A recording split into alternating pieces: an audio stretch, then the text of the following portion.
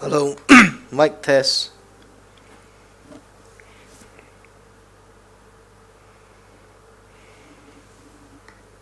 Hello, mic test. All right.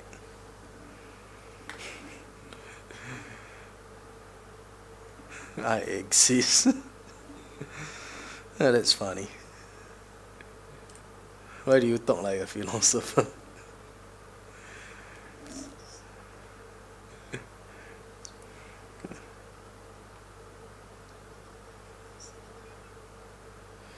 Okay, so today I'll be using white mode, right? Let me just test the things. Check one more time. Yeah, I'll need this for later on. Okay.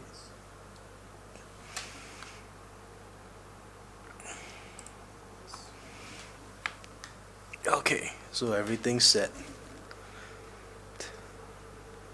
Perfect.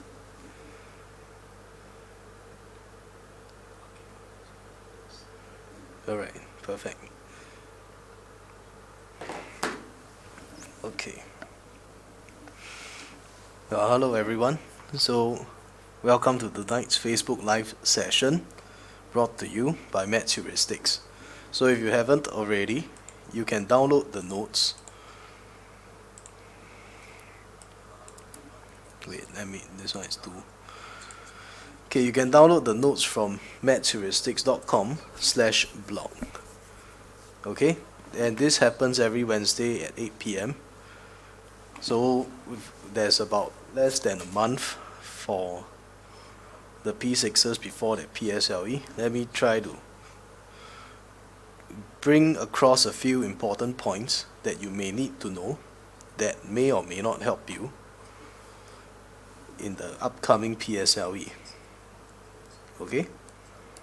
So a bit about myself. I'm the curriculum specialist here at Maths Heuristics. My name is Kevin Huang and I've been here since 2011. So hopefully there's many more projects that I can work with the company on and many more things to create value for our beloved paymasters and also for those of us who like to learn. Okay? So the curriculum is based strongly on the Mastering Heuristics series, which is a set of books written by my boss and mentor, Mr. Sani Tan. So here are the 5 books. The first one is on the unit transfer method. The second one is on the spatial visualization, which focuses on area and parameter. The third one would be on the model approach to problem solving. And the fourth book is on the unit transfer method for P4. And the last one would be on the unit transfer method for speed and rate. So here I have a sample of the book, the unit transfer method for P5 and P6. So it was written back in the original first edition was first published in 2009, but the subsequent reprints ever since have been in 2010. Okay, so what's good about this book? The way it explains a question, you can see that over here there is a one-shot solution for this question, and at the same time there is also a detailed explanation that breaks down the thought process in solving the problems. Okay, and to complement that, we also have mobile apps, web videos to complement the learning of every child's learning needs. Okay, so today I'm going to talk about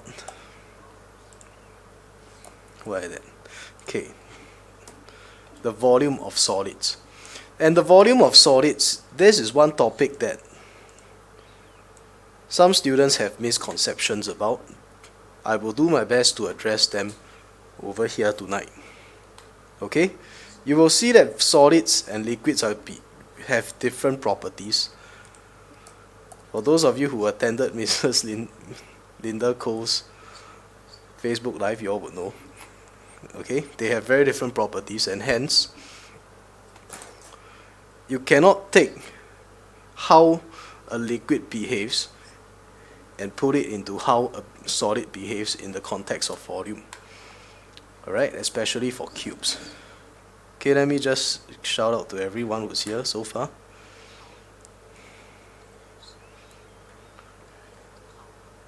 Hello to Saki, Jermaine, Giselle Gareth, Giselle, Jessica, no, Jazel, Eunice, Polly, Mei Ping, Aggie, Shrivan, Mei Ling, Aaron, Delbert, Rekha, Sing Meng Leong, Nicole, Delvin, Iris,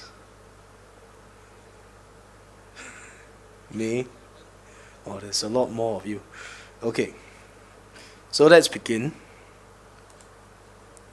Right, the first type, this first question is a very, I would say, quite rather common kind of question.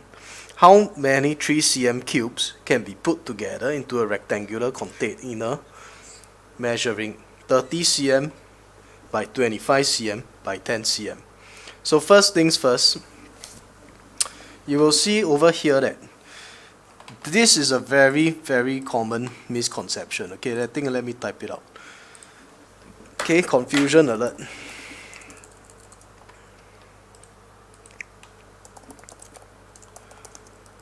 If you are doing this, congratulations, you're going to get it totally wrong. This is what some students would do. They take 30 cm, multiply it by 25 cm, multiply it by 10 cm. Then this will give you 7,500 cm cube. Okay, then after that, they find the volume of one small cube itself, 3 cm times 3 cm times 3 cm, to give you 27 cm cube.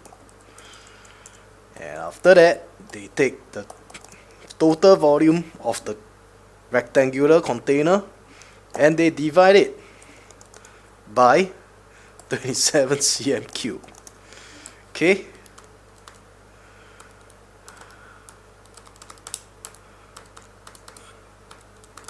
And then you are going to get 277.78.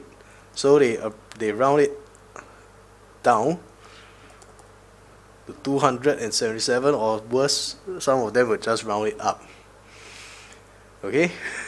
This is going to give you one big fat cross. Okay? Because, like what I mentioned earlier, the volume of solids does not behave as a liquid. The shape itself is definite. For it to be in the form of a cube, it strictly needs... Why am I using such a thick line? Okay. For it to be a 3 cm cube, it needs to have all three sides being 3 cm length, and all the faces are perpendicular to one another. So it must have that property. Okay, so this isn't going to work. So what should be done instead? Now think of it this way. You have a cube like this. No, you have a rectangular container like this. Okay, let's say this is your 30 cm. This is your 25 cm, not drawn to scale. And this is your 10 cm.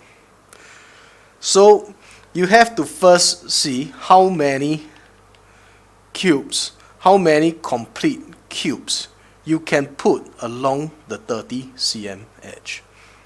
Okay, the number would be, okay, this one let me use blue to show it. 30 cm divided by 3 cm means that you can put 10 cubes along this edge. Okay, then next up you have a 25 cm here. 25 cm, how many complete 3 cm cubes can you fit in there? This will be 8 with a remainder of 1 cm. Okay, so that means if you're looking at it from the top view, okay, you will be cutting out 8 layers, and you're going to have a little gap of 1 cm over here. Sorry, not cut out. You are going to fit in all the cubes up to here, which is 24 cm. Okay, and there will be a little 1 cm gap that you cannot use. Okay, that is not possible to squeeze in that cube anymore. And finally, for the top layer, how many 3 cm cubes can you fit in at most? That will be 10 cm divided by 3 cm to give you 3 remainder 1 cm. So over here, another misconception is that the students will take the numbers and add them up together. If they make it past this stage, the second kind of mistake they will do is they do not understand what the quotient represents. So the quotient represents, for the first part, the number of complete cubes you can fit into this column over here. If you're looking at it from the top view, this will be the number of columns. You're going to have 10 columns, and the next one here would be the number of rows that you are going to have. You're going to have 8 complete rows. So you have 8 rows with 10 columns, or rather 8 rows, every row has got 10. It has to be a product, it has to be multiplied. And over here, you're talking about the number of layers. You're going to have 3 such layers. Hence, it must be a product. It must be 10 times 8 times 3 to give you 240. Okay? So, one very classic way that I taught my students this, why is it a product, is to take toilet paper and show them. You know the toilet paper where they sell you in like okay, there's like 20 toilet papers. Okay, you got 2 rows, 5 columns, and 2 layers. So you take the toilet paper and you show it to them. Okay, you must take those very big ones. If you take like the one layer type, I don't think it's going to work properly. Okay, so this is meant for P5 and P6. Okay. Okay, so a lot of you got the answer. Hang on, someone can't get in. Okay, if you got it, please spam the like button.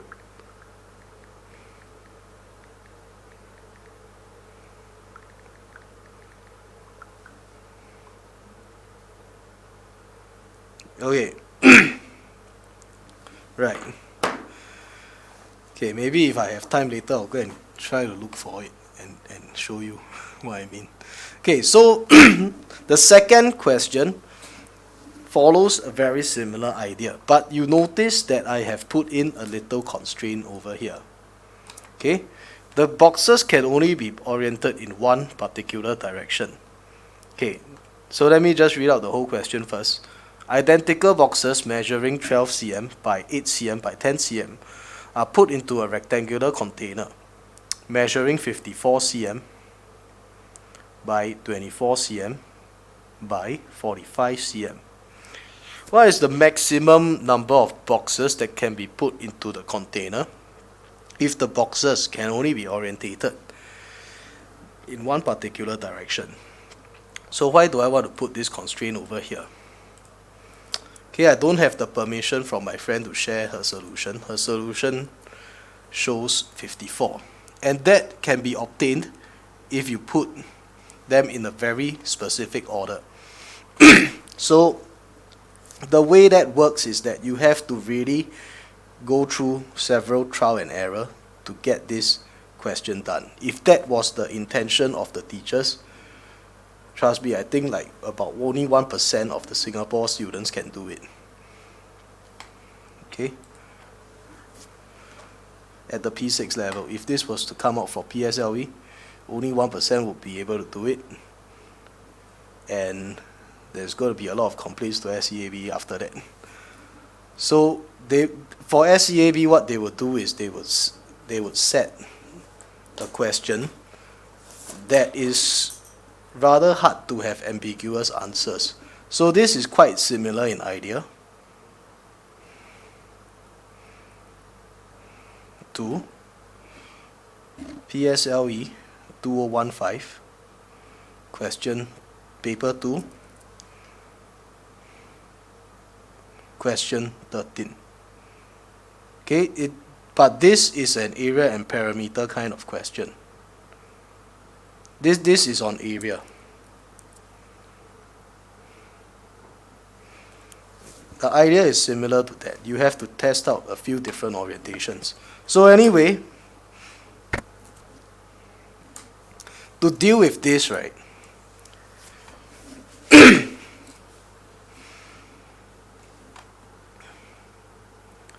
first, let's sketch out, okay, your box, your rectangular container looks like this. And there are 6 different ways you can orientate your boxes. So here, if this is your 45 cm edge, this is your 54 cm edge, and this is your 24 cm edge. Okay? You all want to draw a table first. And let's look at the different ways that they can be oriented. The first one is the default 8 cm by 12 by 10. No, it's not 40.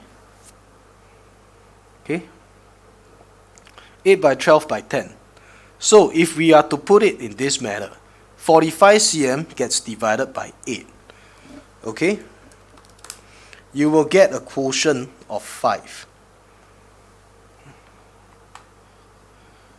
Alright, you'll get a quotient of 5. You can ignore the remainder because you cannot do anything with the 5 cm empty space over here. Okay, so you have to strictly round down. And remember, the quotient represents the number of complete boxes you can fit along this edge. Then 54 cm divided by 12 is going to give us 4.5. So ignore the remainder. Just go for the quotient. That is the maximum number of boxes you can fit along here. Then after that, 24 cm. This 24 cm gets divided by 10 to give you a quotient of 2. And when you multiply out everything, 5 times 4 times 2, this gives you 40. So this doesn't work. This gives you 40, which is one of the answers that some students will give. But take note that they are looking for the maximum number of boxes. Okay?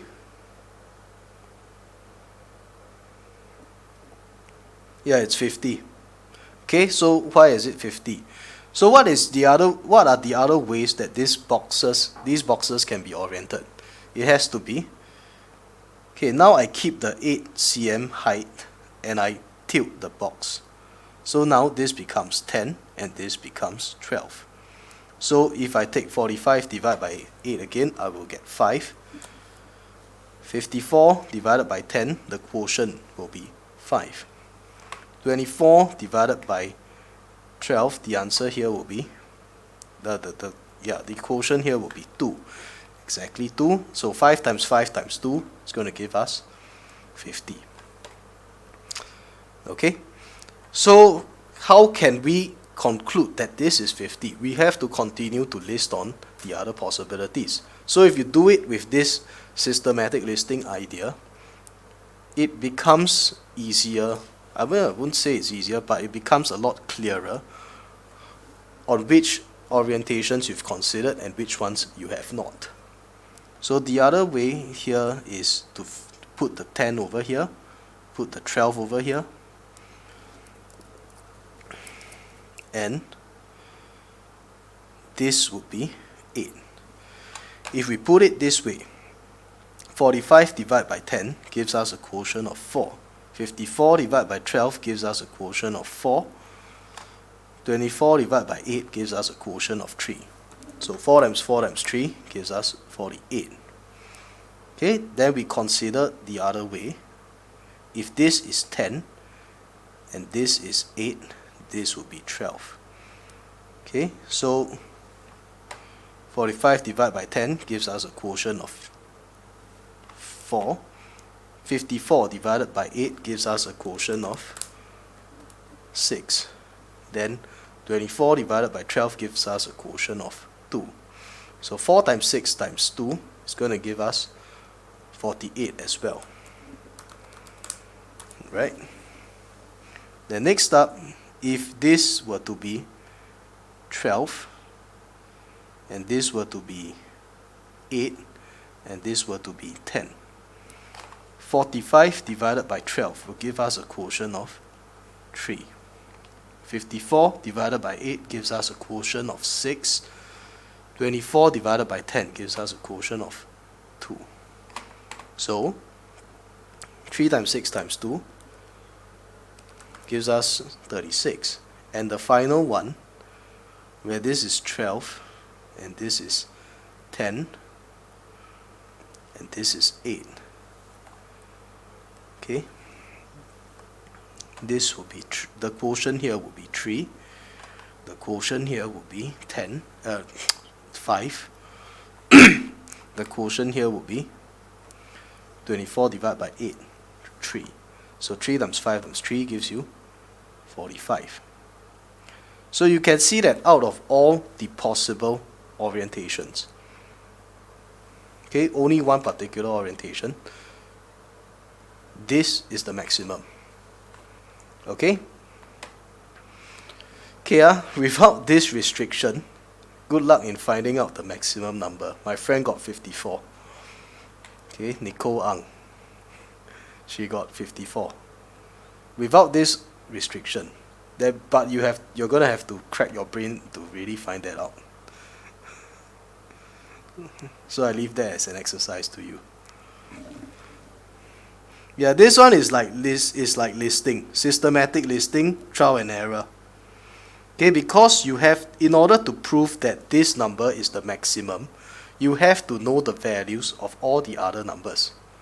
Unless there is a way that you can prove it that everything else will be inferior to this. Okay?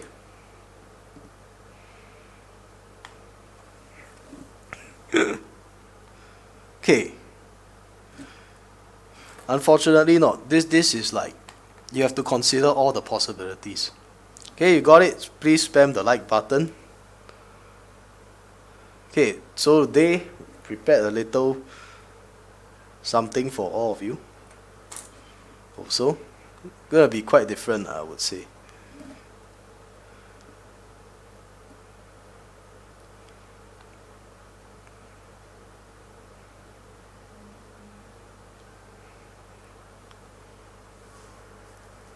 Fiona Tan, that one I think they will mark it as a it depends on how you show your deductions. Okay, right? So number 3, this question is similar in idea. Wait,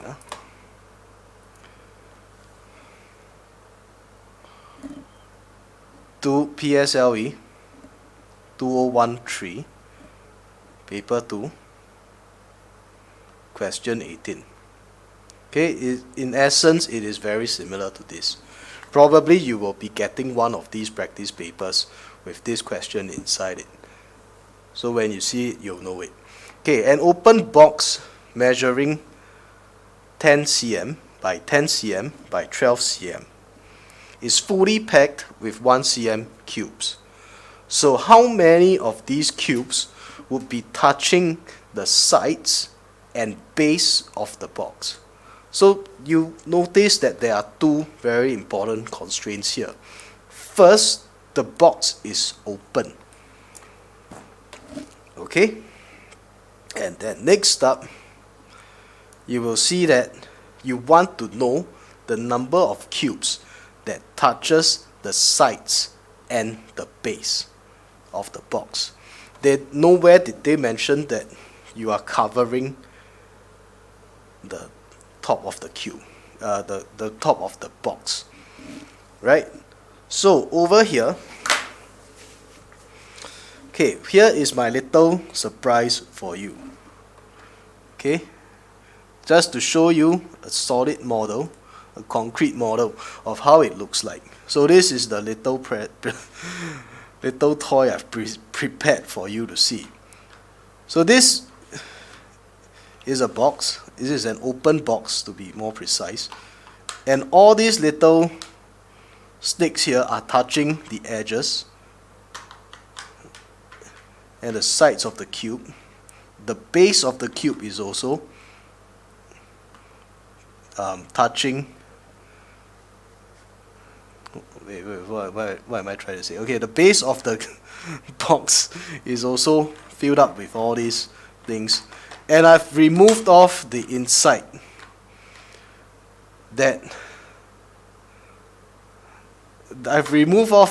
so that you can see what the question is looking for.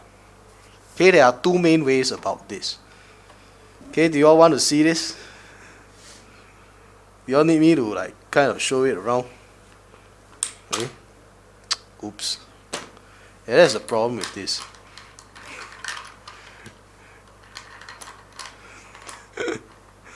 But anyway, I think this is like what Dr. Ivanha is always saying about you need to go from concrete to pictorial to abstract. So at least you know what we are talking about here. Okay, so back to my face. Okay. So to deal with this, let's just draw a diagram first. You got this box, right?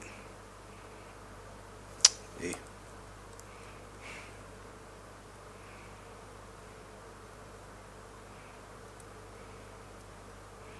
Okay, wait. So you got this 10 cm by 10 cm box by 12 cm.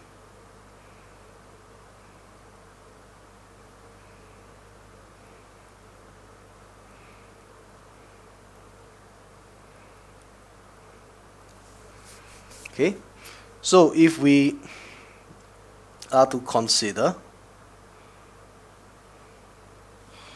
all the cubes on this side and all the cubes on this side, okay, how many of such cubes are there going to be?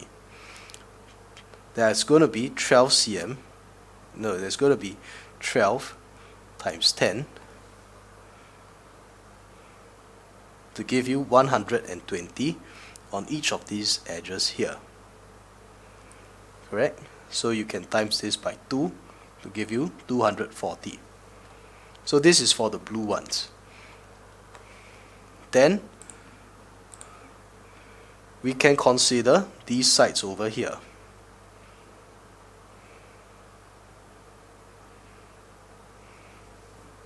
These sides here, because there is already a 1 cm cube taking up the space from here. Okay, let me just show you. I think for this question, let me just put this video on this side. Then at least you know what I'm talking about. Okay, because this side is already taken up, this edge here is not going to be this edge here is going to be shorter by 2 1 cm cubes. Okay. So for the black side, there's going to be 8 times 12 times 2.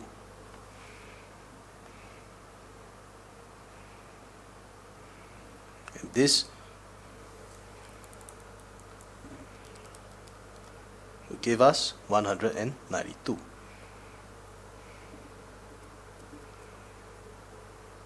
Right?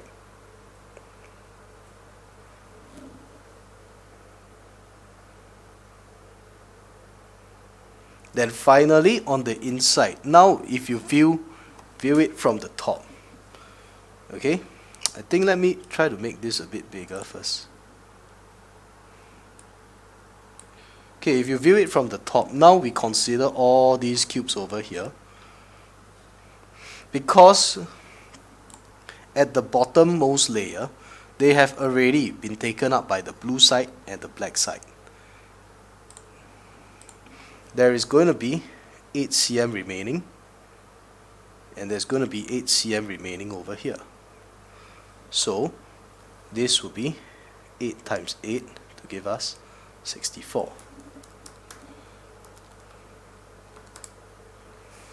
So, okay, this is on the left and right side.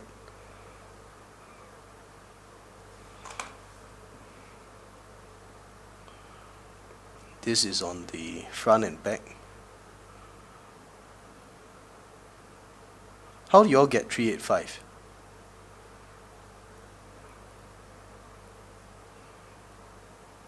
Then this is the bottom, not touched by the blue or the black. Okay? So when you add up all this, you will be getting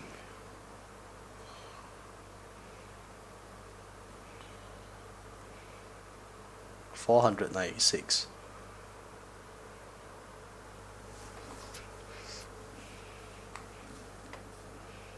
Okay?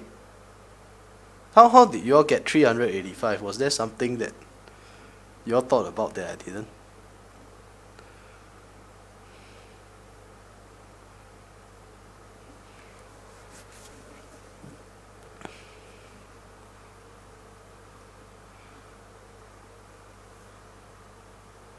Okay, so what is the alternative for this? The alternative, okay, this is a more fundamental way of saying it. The alternative is, if you're faster, you can see that you need to take away a cuboid measuring 8 cm by 8 cm by 9 cm. Okay? Wait.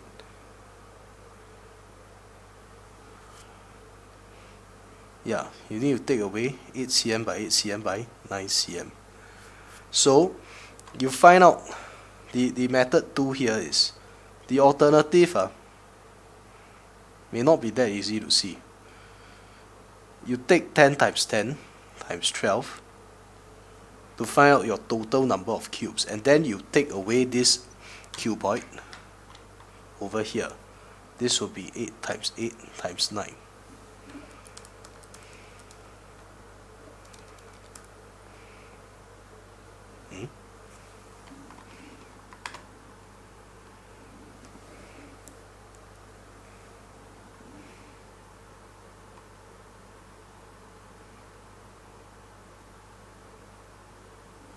Right.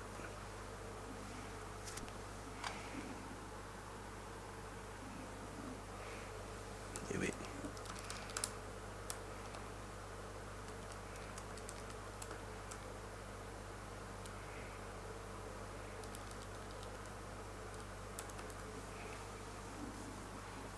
Okay.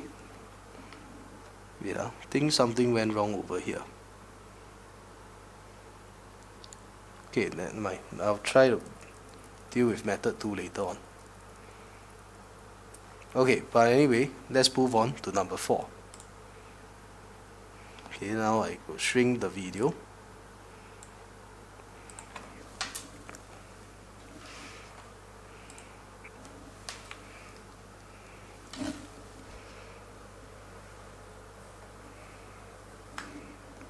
Oh no, that one is not 9. That one is...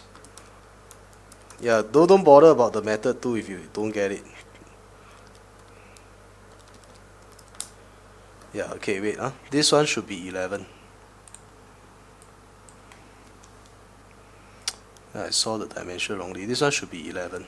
So your method 2 should look like this. 12 times 10 times 10 minus 8 times 8 times 11. Then this will also give you 496. Okay, but this one is not that easy to see. Some of you get confused by this, and I think I know why. Don't worry about it. Okay, let's go on to number 4. Yeah, Mark Muaz, thank you for pointing it out. Isabel Kong, thank you for pointing it out.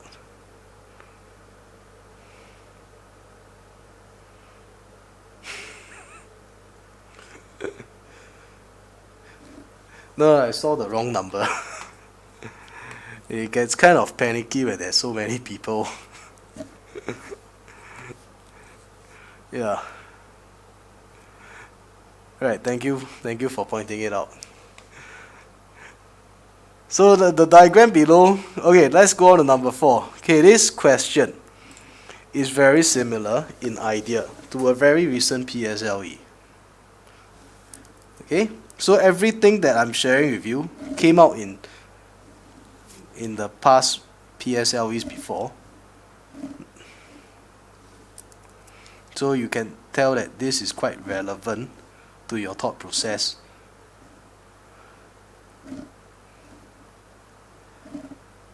It's not some question that I pluck out from thin air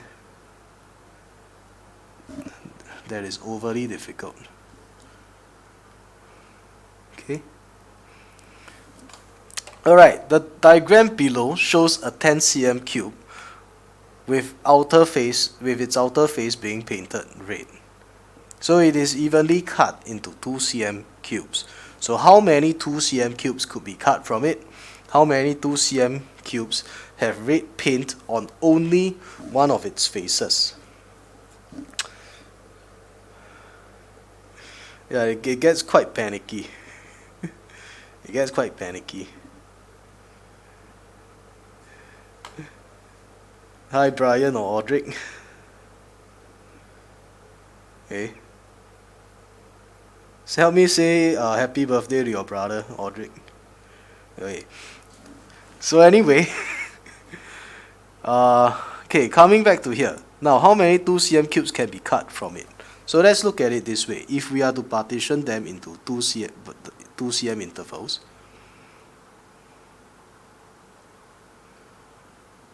like so, you will see that every face can be cut into 5.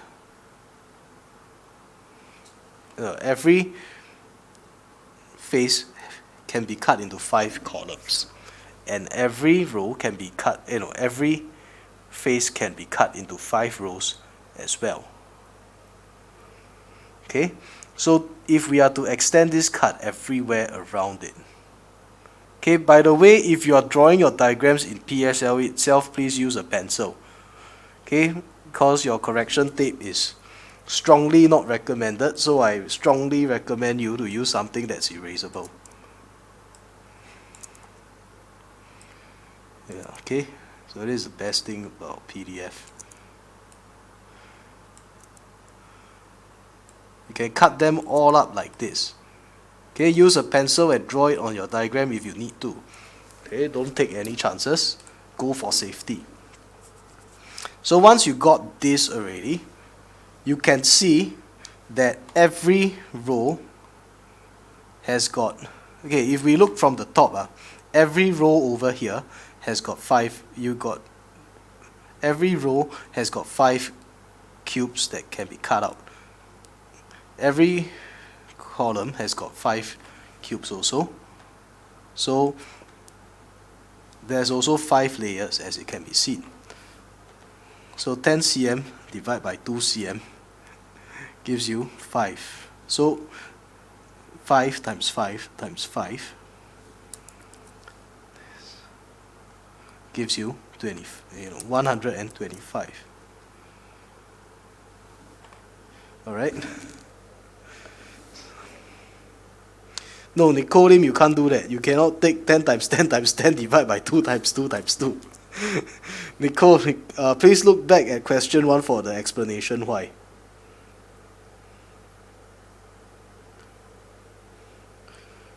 My name is Jeff. Okay, so this settles part A. Now what about part B then? Okay, what about part B? Part B is 54, yes. Okay, why is it 54? So let's look at this condition here. What is it that they want? They want red red paint on only one of its faces. Which are the cubes that is going to have paint on only one of its faces? So this is one question we have to paraphrase and ask ourselves, which cubes are going to have that? See, if you have the corners over here, the corners are going to have paint on 3 sides. Here, here, and one more over here. Okay? Then those at the edges are going to have paint on 2 sides, here and the other side. So the only ones with one face are these on the outside. Okay, those that are inside cannot be painted because they painted it red first and then they cut it. Okay, so these are the cubes that's going to have paint on only one side, and on this side also it's going to have paint on only one side. On this is also going to have paint on only one side.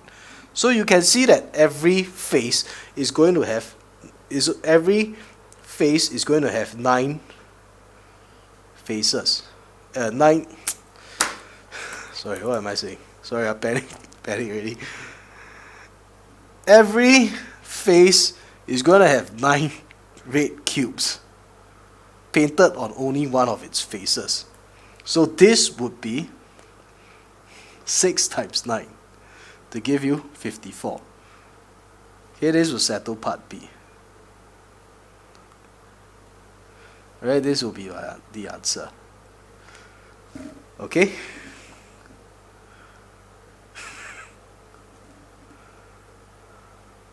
It's gonna have a hard time cleaning them. Yes, very good, Delbert. You got it. The cube has so many faces. Yes, wow, a lot of you got it. Isabel, Polly, Audric, Marlene, Sing Ming Leong, Shi Wen, Iris SG, Rekha, Marlene, Sok Fang Te. Okay.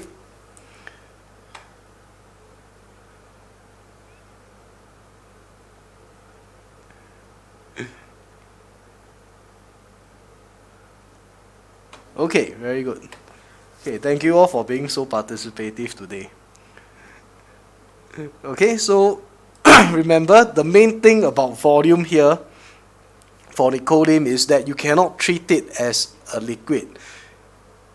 Okay, you cannot take this 27 cm cube and just say that how many of these 27 cm cube can fit inside here. You can't do that. Okay, this is one very major confusion alert. Secondly, considering orientations. Then the other one is you want to like take some solid objects and try to interact with it. Okay, for net shapes and all that, if you don't mind, let me just show you something. Do I still have it?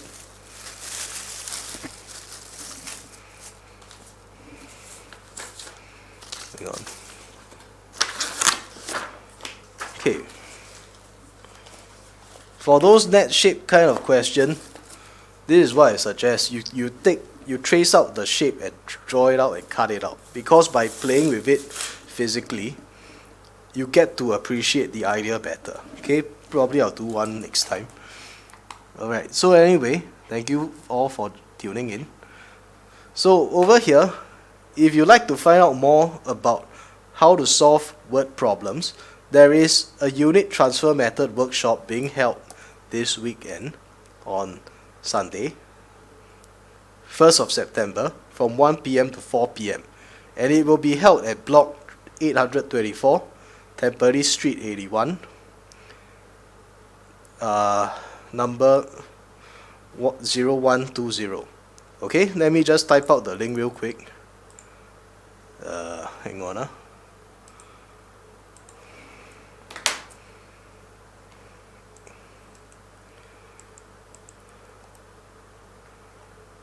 If I cannot type.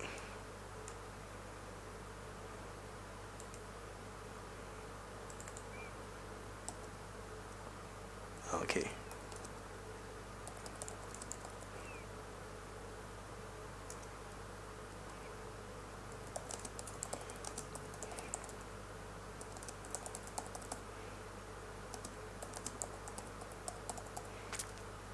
Okay, so this will be held by my boss, Mr. Sunny Tan.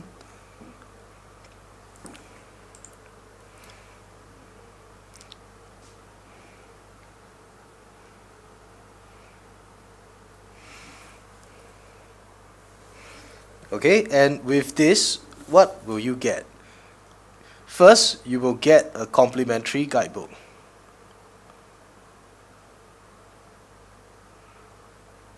Okay, you can choose either the P4 or the P5 and 6 one, as we've shown you over here earlier on. And the second one that you will get are the mobile apps to complement your child's learning needs with the complementary guidebooks. And the third one will be on web videos that will explain the thought process step by step. And fourth, of course, you will have this webinar with a set of notes. But I think the kicker over here is that if you register your child after the workshop, we will waive off the fees. Okay? Okay, that one a bit hard to describe, but anyway. Oh, one more thing, the ebook.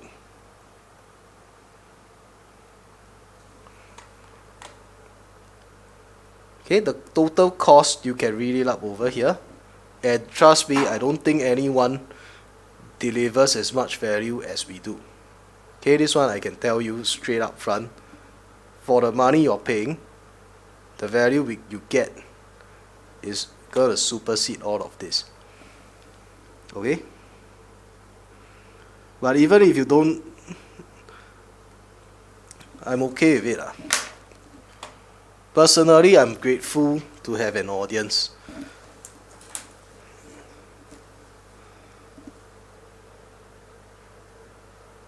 Because what I like to do is I like to teach.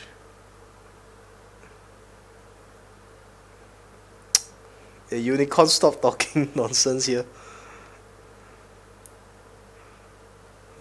Okay, so anyway, also on the next part is the holiday programs that we have for the September 2019. Okay, it will be held at our office at Heuristics, 195A Thompson Road, Gold Hill Center. This one is a very prominent location. It's opposite IRAS and it's opposite United Square. Okay? So you can learn more about this at mathsheuristics.com/schedule. Alright?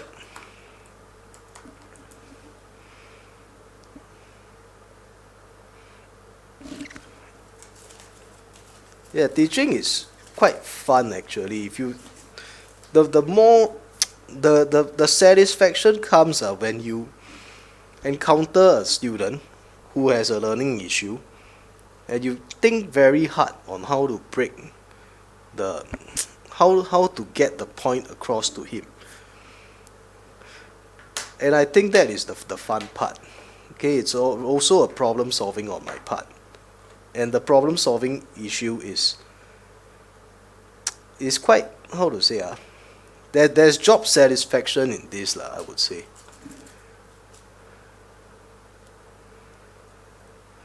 Okay, you're welcome everyone. So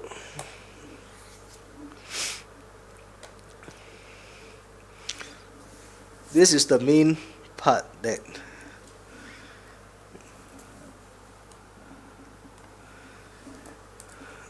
okay. So if you all have any questions, you can leave them here. I'll try to get back to you here. Aggie, for what level is this holiday programs for? For P4, P5 and P6. Okay? Okay, thank you Shiwan for coming. Good night Audrey and Brian.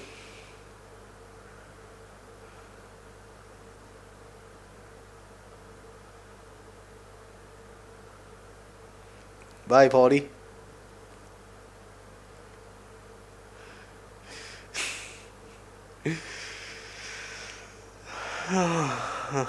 Okay, all your comments are very funny. Very funny. Okay, you're welcome, Maggie. Aaron, stop talking nonsense. Okay? Okay, welcome, Rashida. See you soon.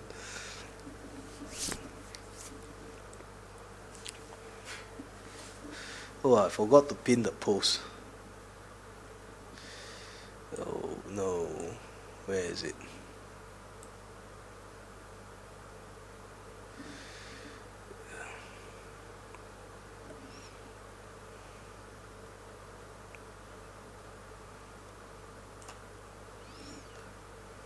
Why I cannot find my post ready?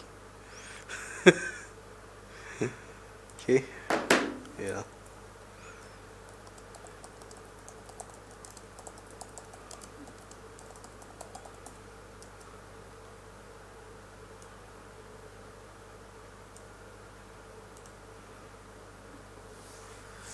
Yeah, okay.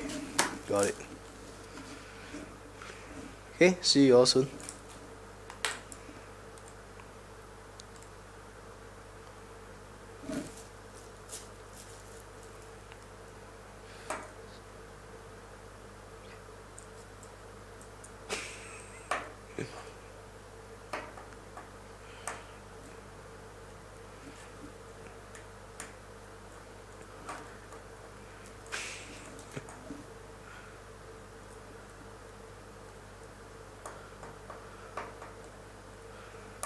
No, Unicorn, I'm watching for the comments to see if there's any questions.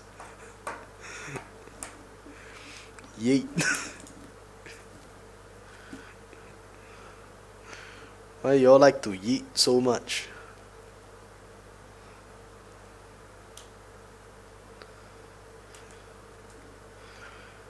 Okay, a little joke about the yeet thing. Okay, it's better that you don't learn what yeet is.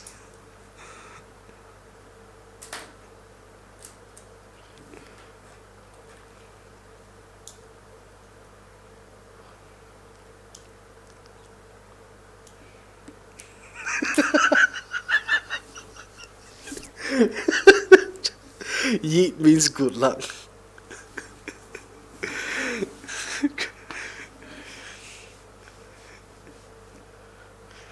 Oh, okay. Unicorn, I'm not gonna answer that.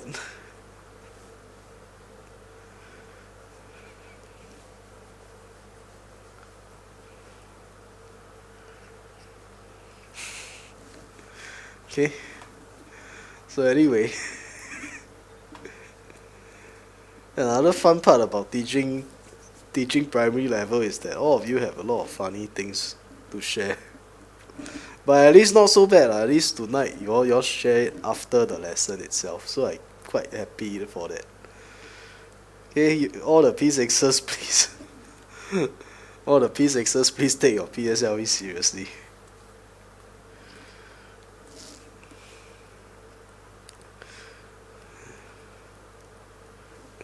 Unicorn, I'm not gonna answer that. Okay. Right, okay, anyway, so thank you for tuning in.